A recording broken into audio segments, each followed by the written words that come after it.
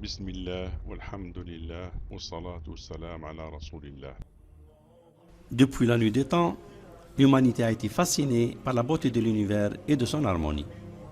Et depuis plusieurs siècles avant notre ère, certains ont remarqué qu'il existe une proportion remarquable, symbole d'harmonie et d'équilibre, reliant les parties d'un objet pour lui donner des proportions esthétiques parfaites. Et cette proportion est désignée par le nombre d'or, la section dorée ou la proportion divine. Elle évoque une loi unique d'une harmonie universelle qui symbolise la perfection et la géométrie de l'esthétique. En effet, ce nombre correspondant à une proportion particulièrement harmonieuse est le rapport de deux longueurs A et B, désignées par la lettre grecque phi, tel que A sur B est égal à A plus B sur A. On trouve comme solution un nombre irrationnel, ce qui fait qu'on ne peut pas calculer sa valeur réelle, puisque les chiffres après la virgule sont infinis et ne sont pas répétitifs. En effet, on trouve 1 plus racine carrée de 5 sur 2, et si on arrondit, on a 1,618. Et ce nombre est appelé nombre d'or, ou proportion divine, et fascine depuis longtemps, car on le rencontre partout dans la création d'Allah, subhanahu, ainsi que dans l'art, la philosophie, l'économie, la géographie, ainsi que dans les mathématiques. Et qu'en est-il du Saint-Coran ? Le Saint-Coran étant le verbe d'Allah, subhanahu, créateur de tout cet univers et initiateur de son harmonie, doit sûrement refléter son nombre d'une façon ou d'une autre. En effet, si on écrit la colonne de classement des 114 sourates ou chapitres du Saint-Coran, puis la colonne de leurs versets, maintenant, si on additionne le classement de chaque chapitre à son nombre de versets, on aura une troisième colonne. On note que certaines valeurs classement plus versets se répètent et d'autres non. Elles sont uniques.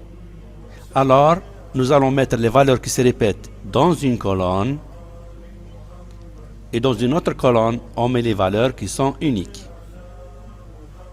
On trouve 74 chapitres dont les valeurs se répètent et leur somme est égale à 7906.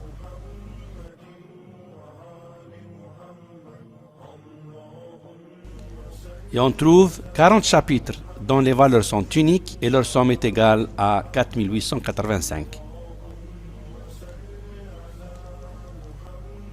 Et ce qui est extraordinaire est le fait que si on divise la somme de ceux qui se répètent par celles qui sont uniques, on trouve ce nombre. Et à 3 chiffres après la virgule, on a bien 1,618, soit exactement le nombre d'or. Est-ce cela le fait d'un hasard ?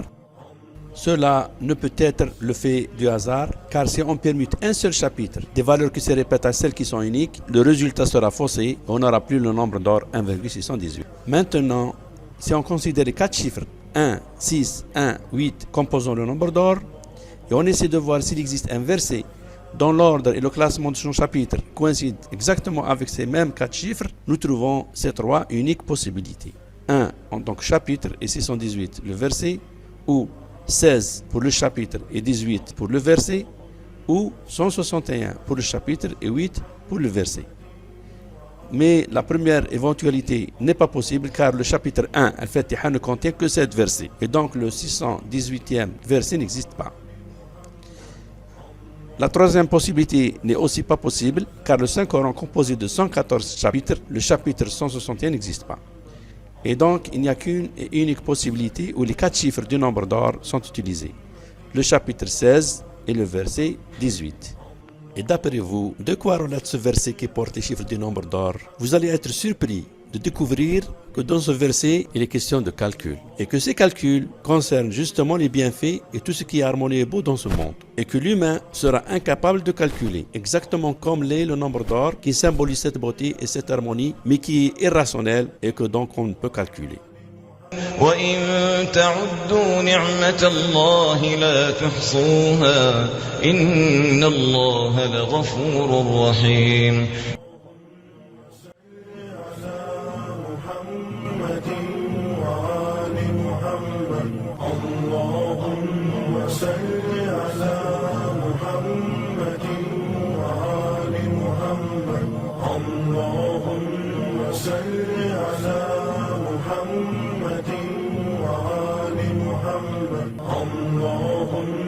صل على محمد وآل محمد